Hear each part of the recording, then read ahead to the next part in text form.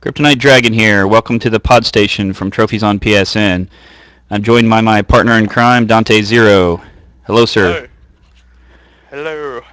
And Dante, we're going to let you get rolling here with our pick of the week, and then we'll get on to our show this week titled Rumour About Rumours. Gotta love that. Yes. Give us a pick of the week, buddy. Yeah, pick of the week is an old one. Someone on the site recently reminded me that it existed because I'll be honest with you, I haven't played it in a while. But it got me thinking about firing it up again, and it's a game called PixelJunk 4am. I can't remember if we've recommended it before, but it's a fantastic game. It's basically, how can I explain this? It's a PlayStation Move-centric game. It's based around the PlayStation Move, and the idea is that you create music using the PlayStation Move controller and basically moving it around in a 3D space. You can press buttons on the Move controller, which change the colour of the ball on the top, and the colour corresponds to different musical instruments. And so then you end up playing like sort of trance type music and all kinds of things like that, and you can really get creative with it. The best thing with PixelJunk 4am though is that you can actually broadcast live across the PlayStation network. So for example, if you're wanting to create a on-the-fly masterpiece, you can do so and have people tune in, and it's also got social networking support as well. So for example, if you choose to go on and go live with it, you can also tweet out your performance, and so people can then fire it up. Now, when you actually buy PixelJunk 4am, that gives you the tools to actually create the music and so on and broadcast live, and that's what you're actually paying for, that part of the game. But if you don't want to purchase it, you can still listen in by getting the PixelJunk viewer, PixelJunk 4am viewer app for free off the PlayStation Network. So even if you don't want to purchase the full game, you can still listen to people's creations live for free. Interesting. So yeah, PixelJunk really outdid themselves, and the thing with this music creation-based game is that you can use, it's optional in terms of whether you use one Move controller or two Move controllers. If you use two PlayStation Move controllers, you tend to get a better sound and a better mix. But having said that, you don't have to do it. So, if say for example you're at a party or something and you fired that up, you could create sort of like party atmosphere music and have other people jump in and help you and create the music and stuff. So yeah, it's a great little game. I'd completely forgotten about it until sort of Tiger Lass asked me the other day if I'd help him out with some of the trophies on it.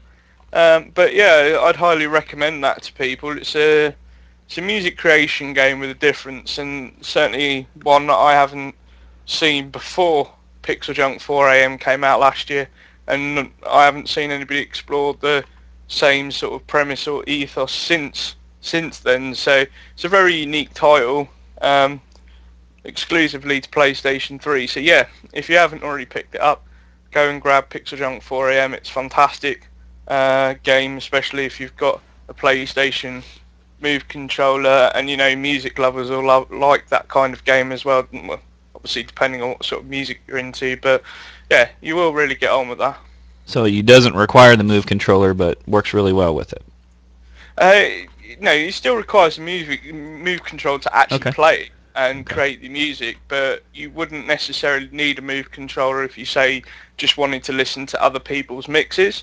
You just you'd go on the store, download the PixelJunk 4am viewer app, and you'd be able to listen to other people's creations as well. Okay. Sounds like PixelJunk's getting very creative with all their game types, because they sure crank out a lot of different stuff. Yeah, I mean, all you hear is the word unique. They've got I can't remember what it is. They've got PixelJunk 1.6 in the works at the moment, But yeah, some of the games they have created, I mean, PixelJunk Monsters sort of inspired an influx of tower defense games. You know, you look at games like PixelJunk Racers, I think was one of the first one, and that got a sequel. What else did they do? A lot. PixelJunk Shooter. PixelJunk Shooter, PixelJunk Side Scroller, I think it was. Yep. Yeah, so They're not sticking to a format, that's for sure. No, definitely not. I mean, they kind of like to explore everything, and they do it in such a quirky art style as well. I think really helps. I'm a bit concerned about the direction that the PixelJunk developers, Q Games, are taking, because they're sort of they're exploring more things with Steam at the moment, and I really would be kind of gutted if they sort of moved away from PlayStation exclusivity with a lot of stuff. So, because I mean things like PixelJunk 4am, which for me personally is probably by far one of the best ones they've done to date. Mm-hmm. You wouldn't be able to get that on a PC or a Facebook type game. So I really don't want to see that element of their creativity. Well, I mean, we don't have a move answer for Facebook or PC either, so. No, but that's what I mean. I think if they were thinking more about sales, for example, the next PixelJunk game sells loads on Steam, they're going to think, well, why bother with PlayStation Move and, the creative stuff that we have on PSN? So, and that's where my concern is with it. I'd like them to still, support PlayStation with some very unique things and, games based around unique control schemes and sort of chase after the money, as it were. Because we've already seen that with the, that game company. They're already talking about their next title being multi-platform, which I think's a shame, really. Considering some of the stories that we've heard since Journey won an absolute shed load of awards, and how they nearly went bankrupt to get Journey out the door, and now they're talking about going multi-platform. I don't know. It's just kind of disappointing to see some people leave the exclusivity, when, in some respects Sony's harboured that talent within those small indie developers. Yeah. Well, they don't lock them down, and that's fair, Yeah. I guess they, a lot of these, they realize if there's a bigger pool of customers out there that they can make more money, and sometimes that's going to dictate their direction. Well, they are going to have to. I know there's one thing for certain, that indie games are going to have to tread carefully now, because, as was pointed out this week, that the Xbox Live indie games is pretty much dying at the moment, and probably won't be around. I think the system that supports Xbox Live indie games is now being shut down this week. Which means that there'll be no more support for the tool. So while people will still be able to publish indie games on there, they won't be supporting them with new tools or anything like that. So a lot of those indie game developers are now going to have to look for other avenues, and I certainly don't want that to be the case of Sony. While Sony doesn't necessarily give them, indie developers tools, it does more in its promotion and helping them out with the programming stuff, and I really wouldn't want to see Sony take that direction. I don't think they would. What's the cause of this over Xbox? Are they prepping for the next Xbox system, or are they trying to tell us that we're not going to see the next Xbox system, or?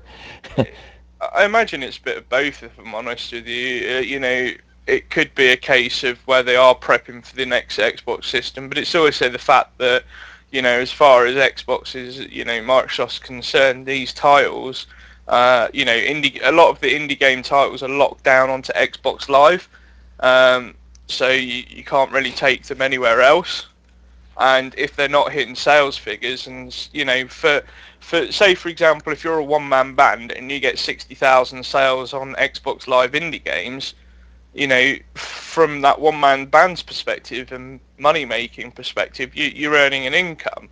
But at the same time, Microsoft aren't selling enough of that product and because Microsoft get a share of that as well, they're not generating enough revenue. So it's obviously, for as far as they're concerned, it's not enough for them to keep investing in the service. Mm-hmm. Which with Sony, it tends to be the other way around. It's kind of like, well, we don't care if we make money, as long as we're doing something different. It all adds to the unique package that Sony are able to offer, even if it does include losing a bit of money here and there. Well, and Xbox has never really come forward and said their console's supported for a decade or anything like that as well. So same kind of thing I imagine with developers. There's probably no promise there of hey, we're going to provide you tools for a certain length of time or anything like that. But it is interesting to see that that some of the older sort of indie games developers on PlayStation Network expanding their horizons a bit, while Sony continue to chase. I mean, just this week we had a new game called Thomas Was Alone, which is an indie game that's been on Steam for a while. Is now making its way to PS3 and PS Vita. The recent released and one of our pick of the weeks, PSN pick of the week's Retro City Rampage, released some of their sales numbers this week, and they've sold more on PSN via PS Vita of Retro City Rampage than I have on any other platform.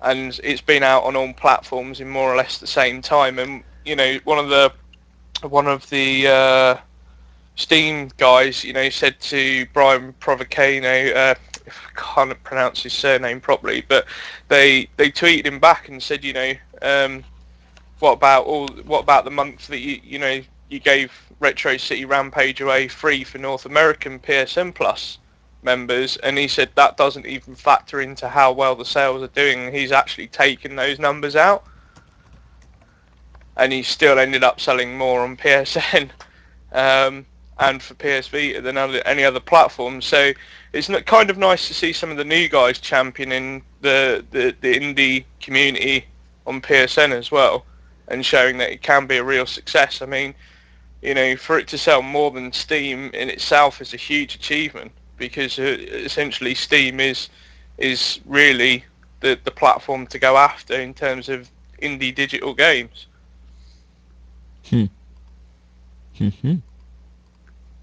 Definitely interesting stuff. But I really want Sony to remember the old guys and sort of give them more encouragement while continuing to chase the new talent that's out there, though.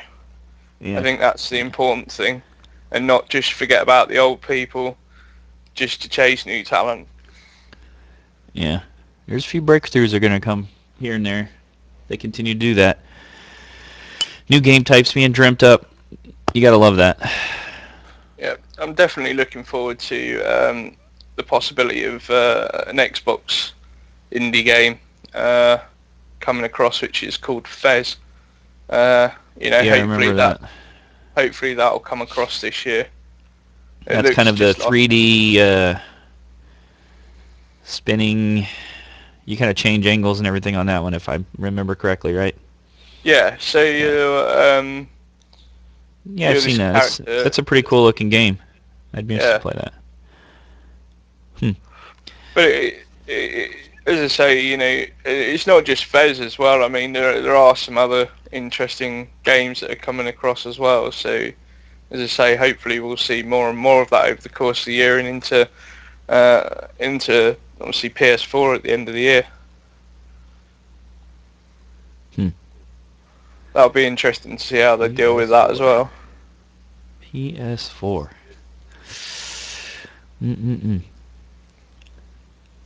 Okay, well, let's talk about rumors of rumors. I'll let you kick this off. You're more in tune with rumors and mainstream stuff coming out. I missed a lot of big news, apparently. At least compared to you. I don't know about that, but anyway. And I hear things and it doesn't register sometimes, too. It's like, yeah, okay. Yeah. And then I realized later, like, oh, yeah, probably people would probably love to hear that, or I'd love to have known that. Like, I take something, I take it in, and then it doesn't have that aha moment, like, oh yeah, that's going to have an effect here. I didn't realize that. But yeah.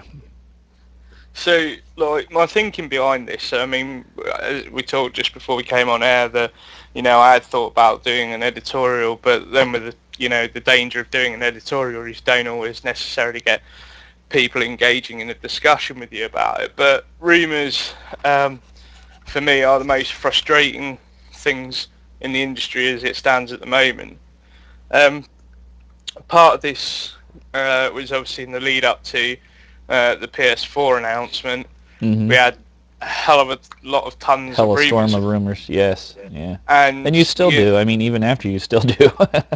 yeah, I mean, I'd be lying if I said, we don't all enjoy a good rumour, even just in a, day-to-day general life. There's always going to be rumours somewhere going around. Some of them, and everybody always gets caught up in rumours sometimes. And, sometimes it can be a good thing, sometimes it can be a bad thing. But, just take this week, for instance, like, as I was saying before we came on air, Ubisoft are set Assassin's to, Creed, announce Assassin's Creed Black Flag on Monday. They've spent all the money on marketing materials for pre-orders. They've got a countdown website going. But to be honest with you, some of that stuff that they've had to do is damage control, and the reason for that is mainly because the amount of leaks that have happened since Thursday. It started initially with the rumour that the one was coming, and I think we all knew that anyway, because of the fact that Assassin's Creed is obviously at the moment an annual franchise, much the same way as a Call of Duty. Now, our rumors. Now, the thing is, we just mentioned we like rumors, but are rumors damaged by leaks more often? Or do you think that people misusing rumors? Because the other thing we've also talked a lot about lately is all the stuff of what the PS4 was going to be like, and how many news agencies were exploiting, this is a rumor, and it's really unsubstantiated, unconfirmed. I know you don't like that. No. I personally, I find it's a lot of damaging. And coming back to the Assassin's Creed thing for a second, you've got to think how much money Ubisoft may have spent on, prepping everything to make such a large announcement. And for Ubisoft, it is. I mean, you think the Assassin's Creed series sells 12 million a year on average, and for all that money that they've spent and all those people's hard work on, getting all marketing materials to present their product in the best possible light, and by the time they get round to doing it, all the information's already out and readily available. Yeah. That to me is a waste of... So really, I think you're saying that you think leaks are more damaging than rumors are. Yeah, but this is the thing. I mean, the initial leaks. Well, I say leaks, but usually it tends to be a rumor arises. Then someone will go and then try and substantiate that rumor via numerous different things, and then that's when you start getting the leaks. Mm-hmm. I mean, Sony themselves haven't been well known for being able to keep a secret for a good number of years. Yeah, but I mean, some things, it's incredibly hard to cover all your bases. I've got experience in this with dealing with the news media.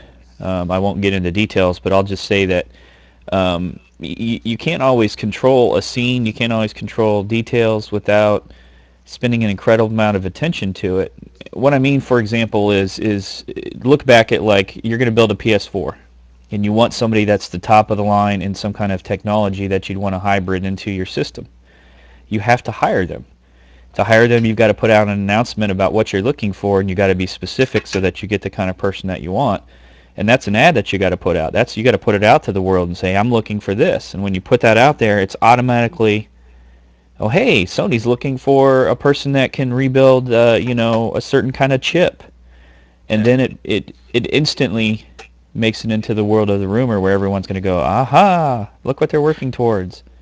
But at the same time, I mean, it's detrimental to the general consumers and fans of the industry. You're always going to have people snooping, though, even in absence of nosy gamers that want to know before everyone else. You also have the corporate espionage type element.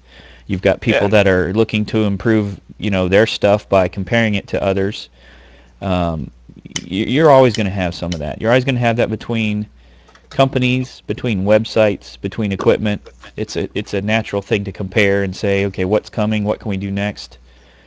Um, you know, Despite what people think, ideas are kind of in the free realm. You know what I mean? You can't Yeah. really patent or trademark an idea. You have to have a process or an actual product to slap that trademark on. But I mean, as I say, in the Ubisoft case, you've got to look at the amount of resources and monetary side of it that essentially Ubisoft have now effectively wasted it. But then look at it from the average gamer's perspective. I mean, when was the last time that you watched an E3 press conference and officially went, "Wow, my mind's blown"? Well, I tend to ignore a lot of rumors, so I guess it depends on how big of a thing it is too. Hmm. Um, just like you said about unsubstantiated this and unsubstantiated that, I think that really in how a rumor is perceived and how it's put out and who's putting it out has a lot of effect. Because Yeah. you could say the opposite. What if Ubisoft has actually engineered this stuff to be leaked to get more attention to it, and then they come out and go, "Oh, we didn't want that out, and look what we're having to do here." Yeah. Companies do that as well, where it's like, they self leak a little bit of stuff. Yeah. You know. I mean, for me personally speaking, as I say, from a news team perspective, sometimes we just, given the nature of the job, we have no choice to put out rumours. But I don't know. I'm still very much against it because I'd rather deal with facts and information.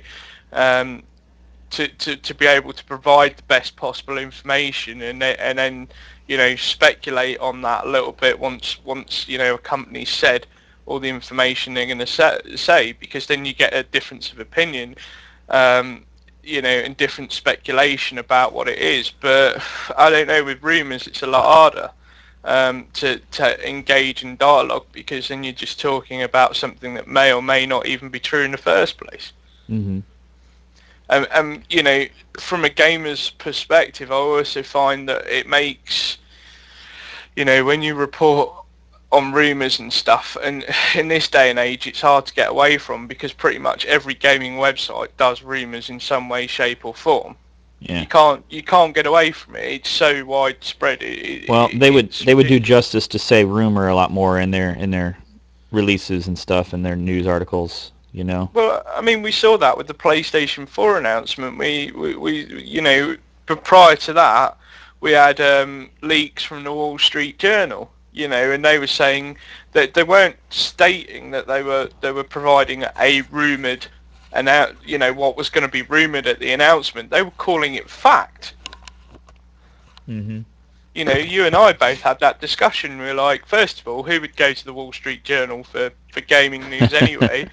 But secondly, I mean, what on earth possessed them to actually say that it was fact when their source was an unnamed cloak and dagger person that supposedly worked closely with Sony? And it's kind of like, well, you can't name that source. Nobody else can validate it. So at this point, it's still a rumor.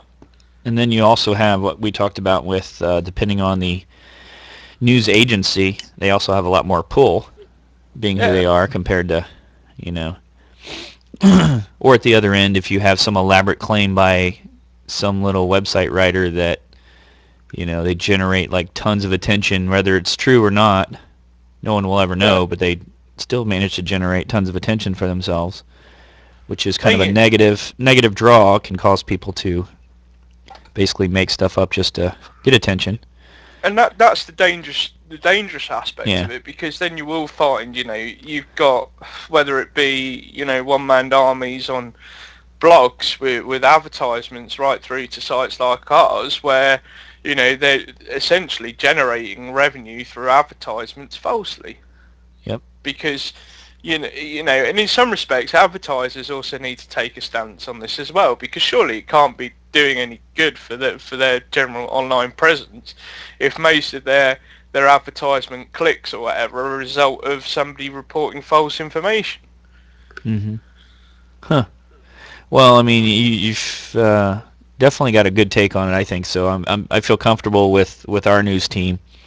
They don't seem to be going into that realm and getting involved in the let's just get enough attention to satisfy our needs there. But I don't know. Rumors have their good points. They have their bad points. I think that with something big like a big console out, you're always going to have that, though. You're going to have just a tremendous influx of people guessing on what they think the technology is going to be, and then trying to find all those little things like who they hired, or the other one is like website URLs that are purchased. I mean, I don't know. Lots to it, and it's a complicated beast. It's just, from, as I say, from my perspective, it can be frustrating. I'd be lying if I say I hadn't been drawn into rumours. I mean, even from the PodStation point of view, when was it? End of January, we speculated and talked about some of the rumours about, what PS4 was going to incorporate, or as it was at that time, codenamed Orbis, and you can't help getting drawn in, and part and parcel of that is a responsibility of all the sort of games news outlets that are on the web.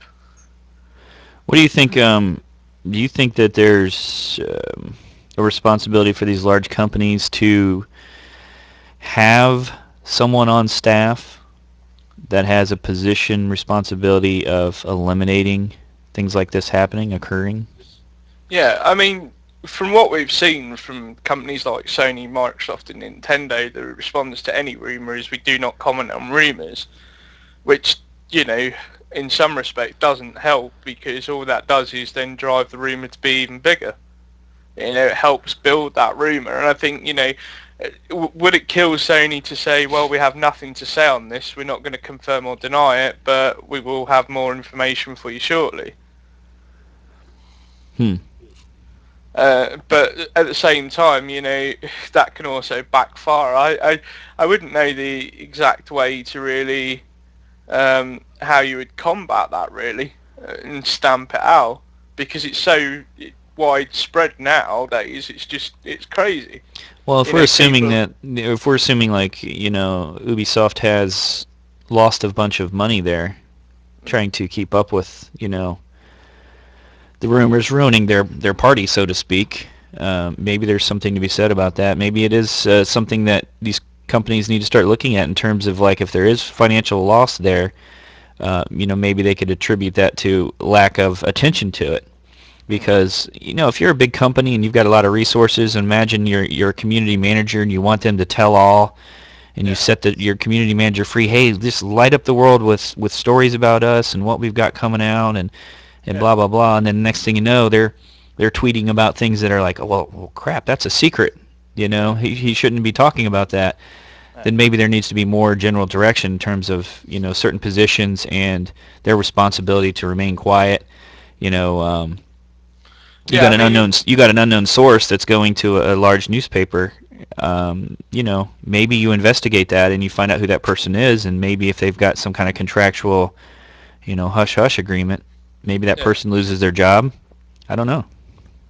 I do think it does need investigating further. I mean, there are companies that do turn things like this into a positive spin. I mean, how many times have we, seen leaks for Call of Duty, and Activision have just turned around the following day and said, right, okay, here's a trailer.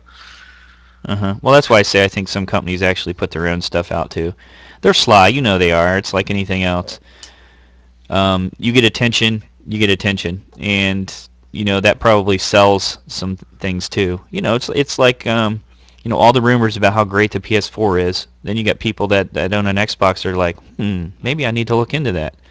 And then you announce a press conference. So, I mean, there could be something said about that as a tool, an advertising tool as well, playing the game. Or it's going to come out and you put it out on your own terms. I don't know. I don't know. Do you personally think it's detrimental at all, or? Well, I would guess that a big part of it is how it all ends up in the end. If releasing information is going to turn people off, or they're going to be looking at the wrong time. That's very hard to judge. You know what I mean? If everybody's like gets a real good look at something ahead of time and goes, well, I'll just wait till I hear more, and then there's never that big announcement that follows. Like it kind of took some of the wind out of the sails, so to speak. Then I could see it be detrimental. Yeah, but even if that big announcement follows, but at that point, from thanks to rumours and so on, you're already so clued up as to what's coming that by the time that it actually does get announced, or you find out all the official stuff, it's like you no longer got the anticipation about what's going to be revealed. Well, but look at the other end of it too. Like if somebody plugs a gap that, okay, let's take the PS4. We didn't see it at all in the press conference.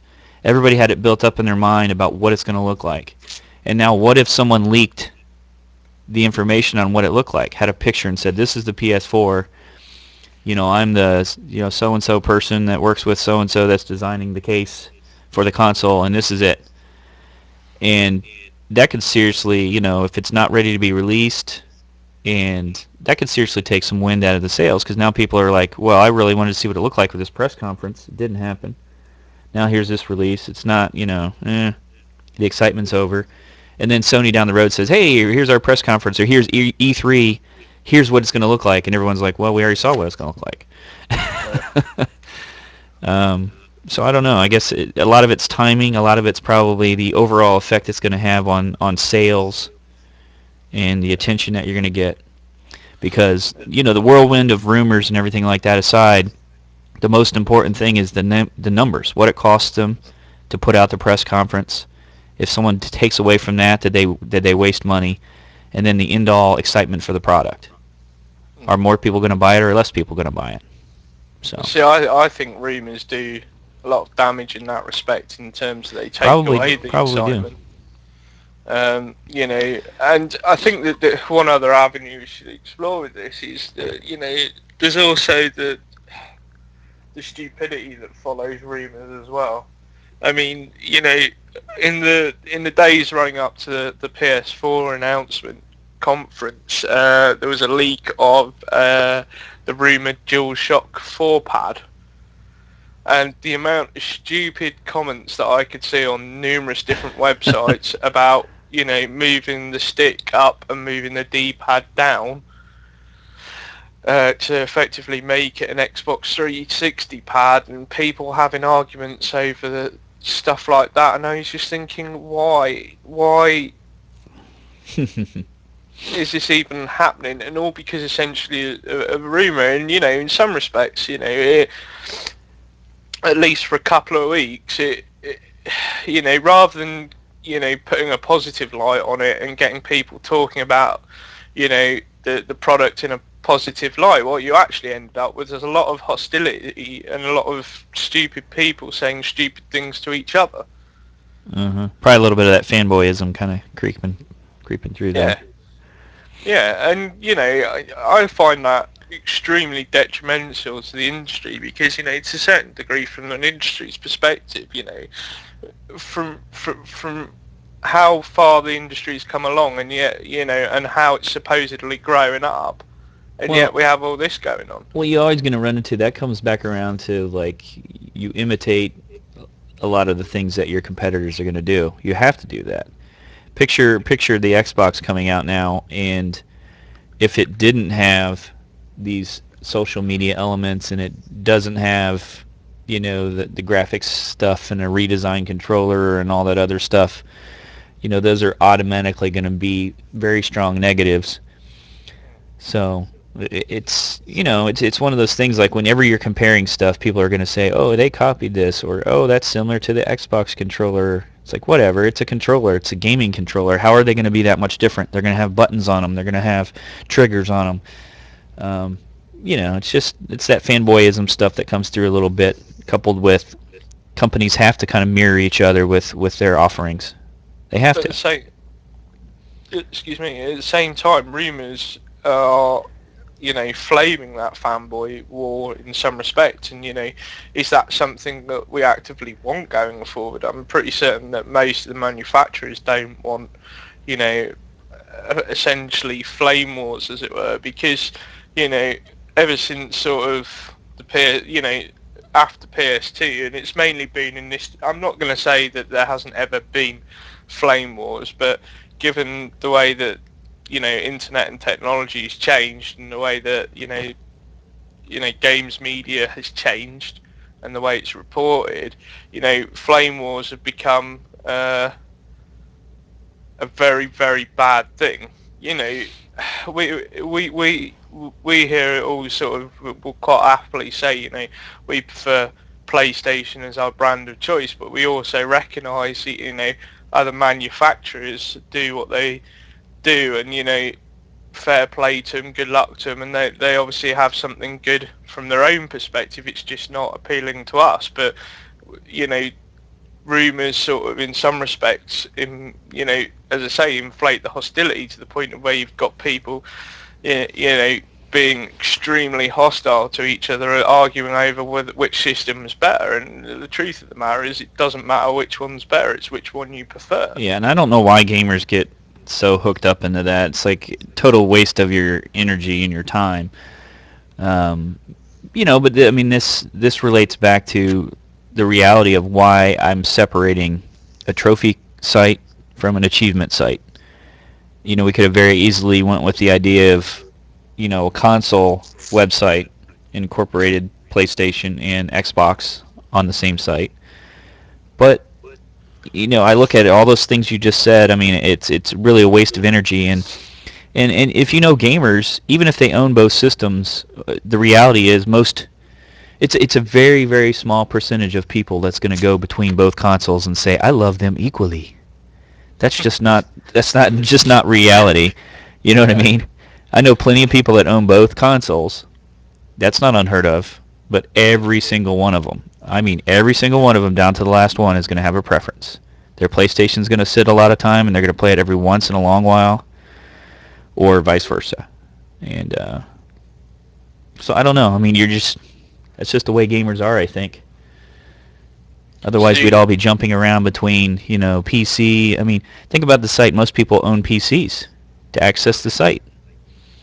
Do you play PC games? Maybe a little. Nah. You probably have a cell phone. You might play some cell phone games, maybe a little. But you still have your main console, your main love, and it doesn't have to be fanboyism, but you have your preference. Yeah. So maybe let me ask you this: Do you think gamers are more? You think we're more rumor mongers than other industries? Do you think we're? I think so, to be honest. I was thinking that. I think we are too. I think we're probably the types of people that are more tech oriented.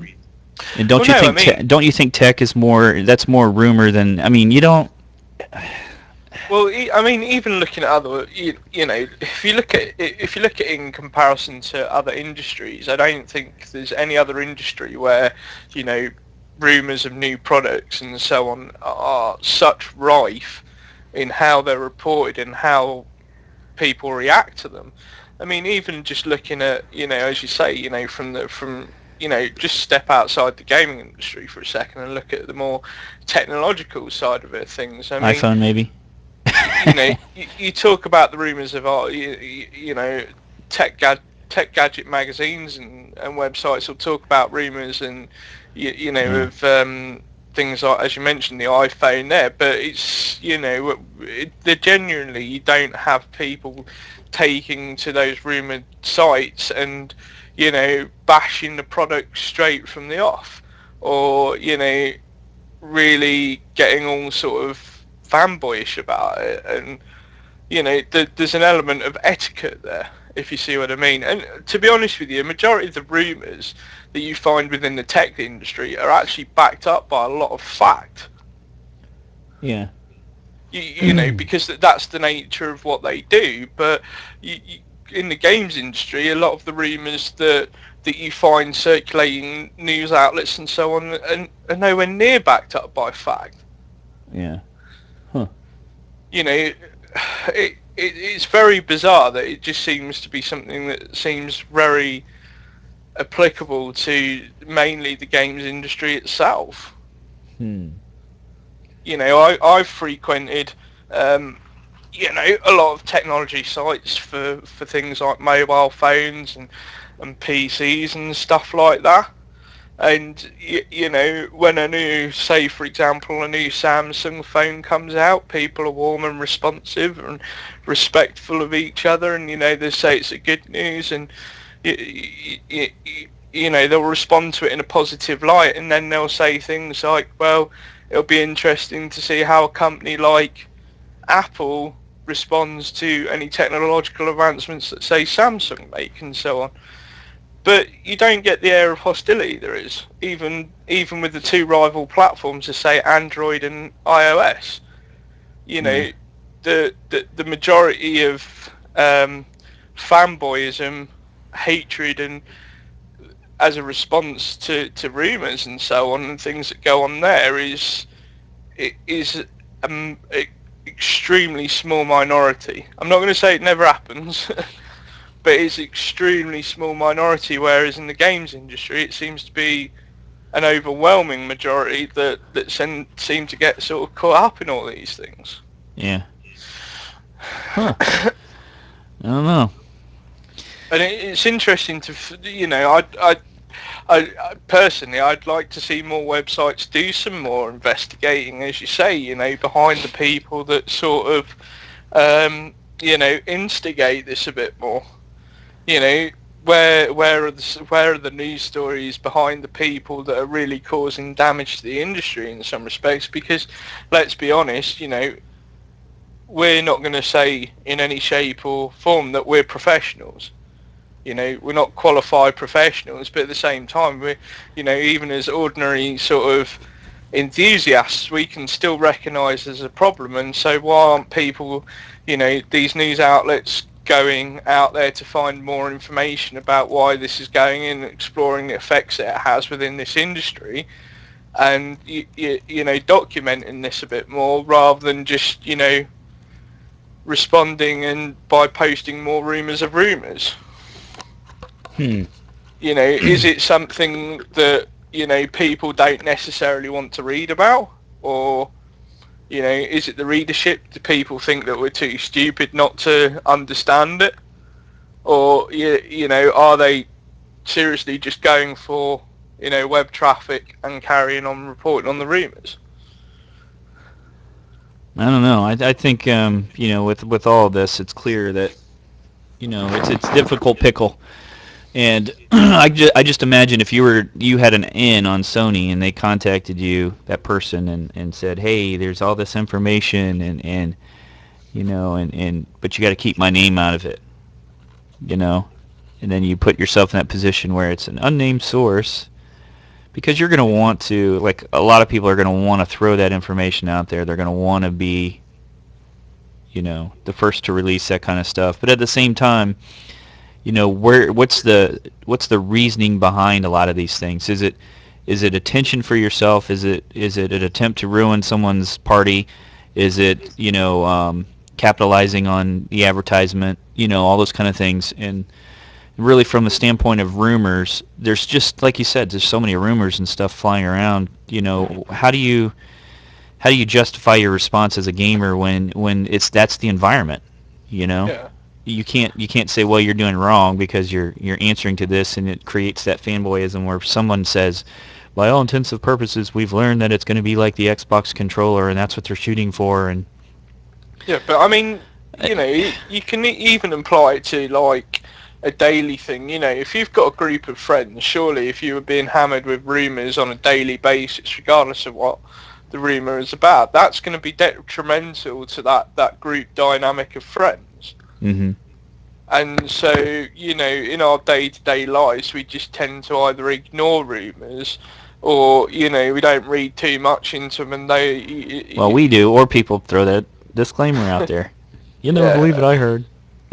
But, as I say, it would be stupid just to say that we don't all like a good rumour, but, on an average, in real life, the real life perspective is that we don't read too much into them. We don't try not to take them on board because it can have very raw consequences as a result, and can end in tears basically. But yet with the gaming industry as a whole, we still see it's okay for that to happen on a daily basis. And it comes back to the discussion we had about social media and stuff. In some respects, in this day and age, you sort of, you have two real presences. In today's day and age of technology, you have your real presence and your digital presence. And the fact that while it's not, if something's not acceptable in your real presence, why is it acceptable in the digital presence? Yeah. Huh. So I don't know. It's frustrating, as I say, because I sort of, and I'll come back to this Assassin's Creed story. I felt that I personally, in some respects, hate having to write speculation stuff, but at that point, I accepted the fact that the news was out there readily available, so it kind of forced my hand to say, well, this is obviously important information, people are going to want to read it. But at the same time, I was hesitant because I was kind of like, I'd really want to see what what Ubisoft have to say about it. I really do want to hold back and wait till Monday, but at the same time, I know that people are eager to learn more about what's coming with Assassin's Creed, so it puts me in a bit of a quandary with something like that. Yeah. And it certainly makes a news team's position, it makes it a bit difficult from that perspective. I mean, as I say, that we only have to look at, I know we don't normally do this, but I'm going to point out this particular website, which is PlayStationLifestyle.net. I mean, they quite often, it's probably one of the very few sites that I've seen that even, like ourselves, and we're doing now, that have even questioned the issue before. Mm-hmm. And the interesting thing with a site like that is not only do they question the issue, but then they still carry on putting the rumours out. Yeah. Huh. Well, there's a duality there. It's kind of like, well, let's put rumours out there, but at the same time, let's also have a discussion about it. I mean, as you know, part of the reason we specifically didn't do any PS4 coverage was up until it was officially announced, is because there was an issue with certain websites calling out other websites because people had produced a rumour, albeit a rumour with several facts in it that it had worked really hard for, and people were putting their own name over the top of it because it was such a compelling rumour, and so those websites were then caught out and called out. Well, let me ask you this. Do you think there's room for, what if you specifically focused on the idea that you're not putting forth news but just the rumor mill?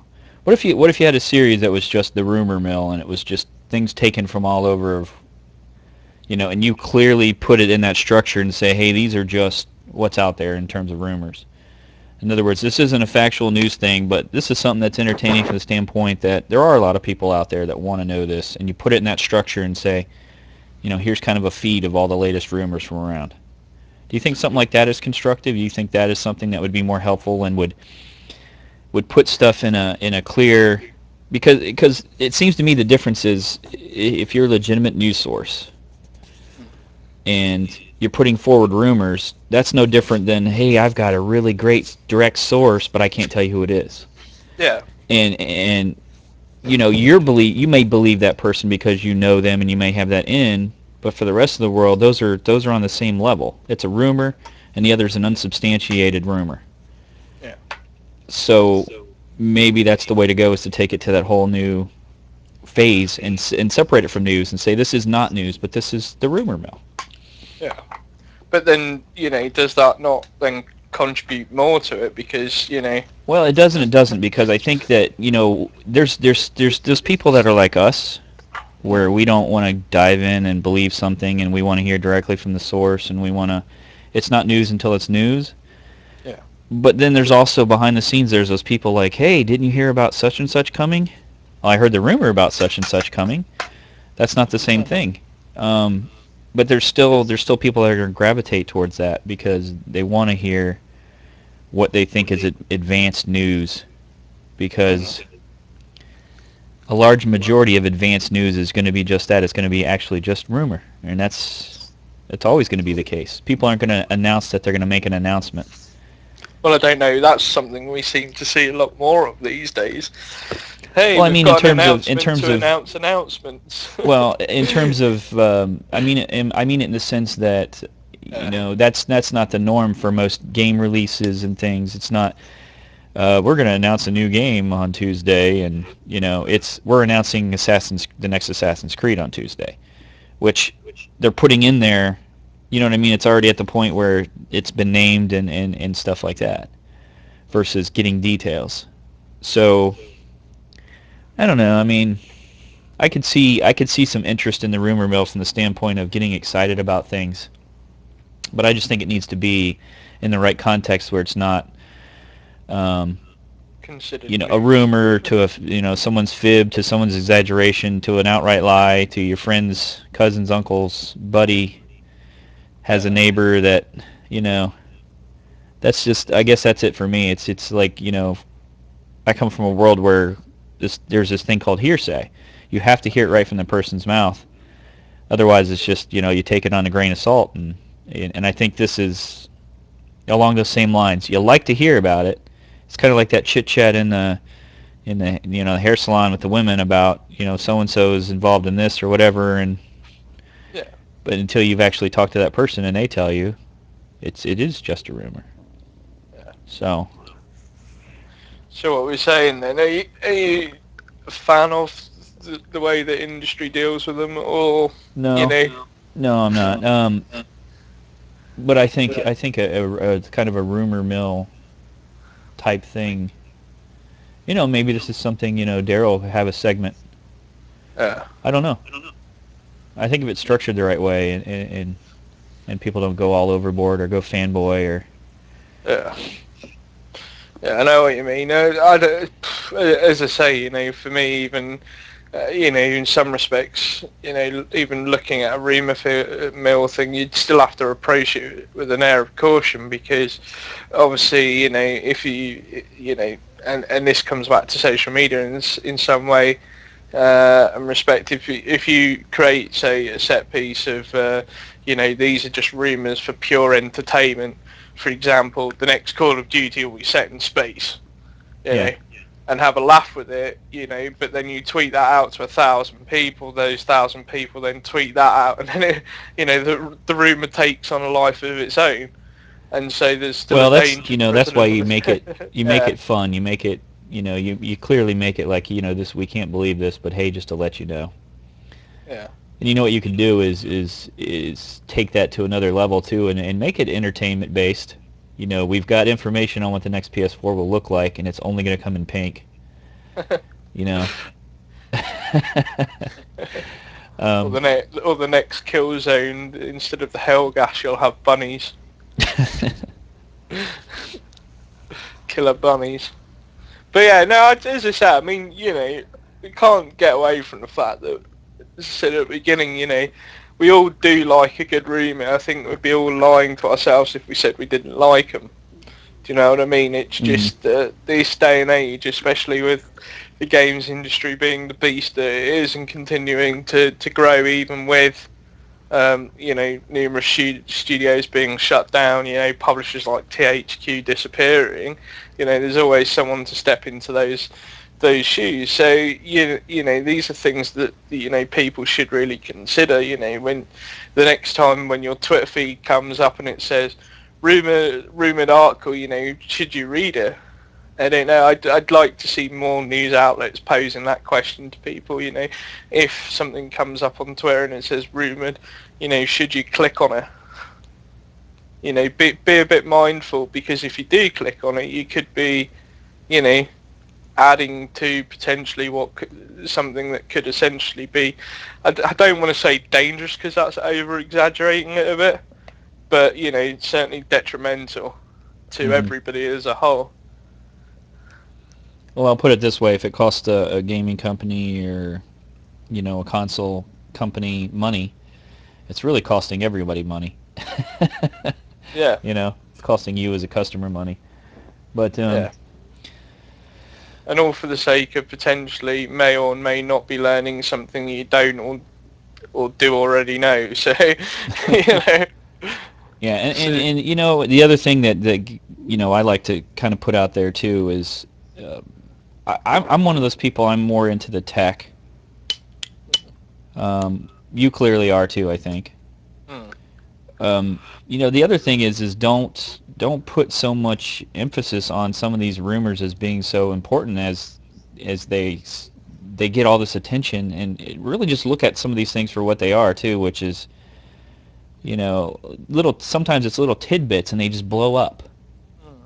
Orbis, the phrase Orbis, and PS4 is going to be called the Orbis, and it's what does that really tell you? Does that tell you anything? I mean, if I put out something that the next PS4 is going to be called the Pinocchio, and I do it all up and gets all this attention and everyone's talking, and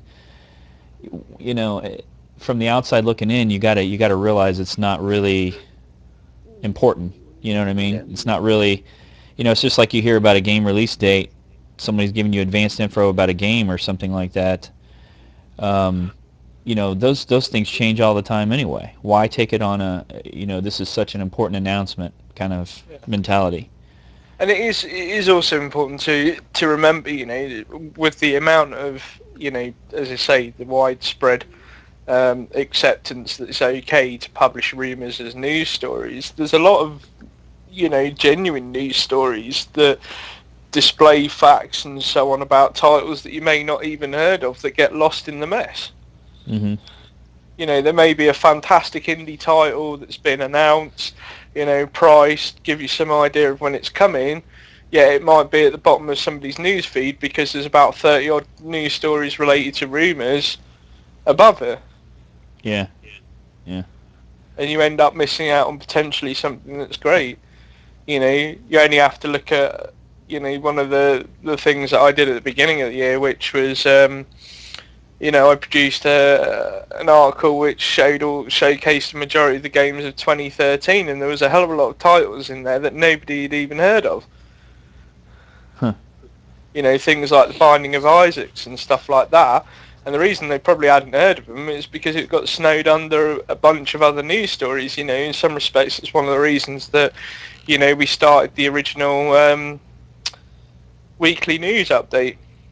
For all the little stories that don't necessarily get the showcase that they deserve to actually still be picked up. Yeah. And people still take an interest in it instead of having to sift through 40 new rumours about the next Battlefield 3 DLC or whatever, or what's coming with the next Call of Duty game or something like that, So just bear that in mind next time you read a news piece and rumour, because essentially, it'd be wrong of us to say, we're putting our personal opinions out there saying, well, we're not particularly fans of rumours, but, we also accept that, some people love them.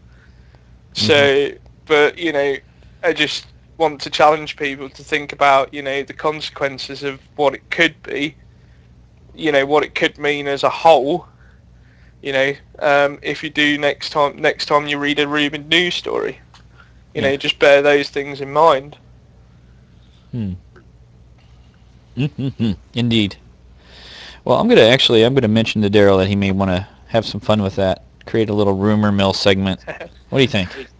Yeah, I think that is a good idea in some respects, and just have a lot of fun with it, as long as it's clear that it's not a very serious thing. You know what I mean? I think it'd be fine. So,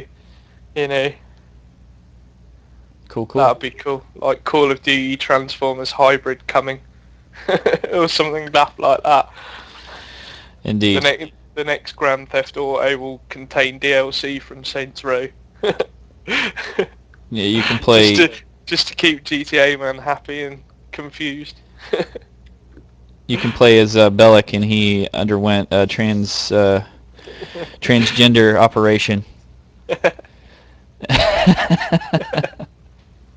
He would love that. But yeah, I mean, as long as it's all done in light-hearted fun, then that gets to the core of what rumour should be. A bit light-hearted fun, and nothing too serious. Whereas these days it seems to be serious business and serious money. So yeah, keep the light-hearted fun at the centre of it. Indeed. Mag 2 to feature 5,000 players. Mag 2 to feature 5,000 players. Would be awesome. Yeah. But yeah, well that's our thoughts on rumours anyway. But I'll be interested to see what people say when the podcast post go live, and see if anybody agrees with us, or gauge people's reaction. Definitely a real easy kind of, that might be a real good poll topic this time around. We can tell that this is, people feel strongly one way or another, it seems. We'll find out.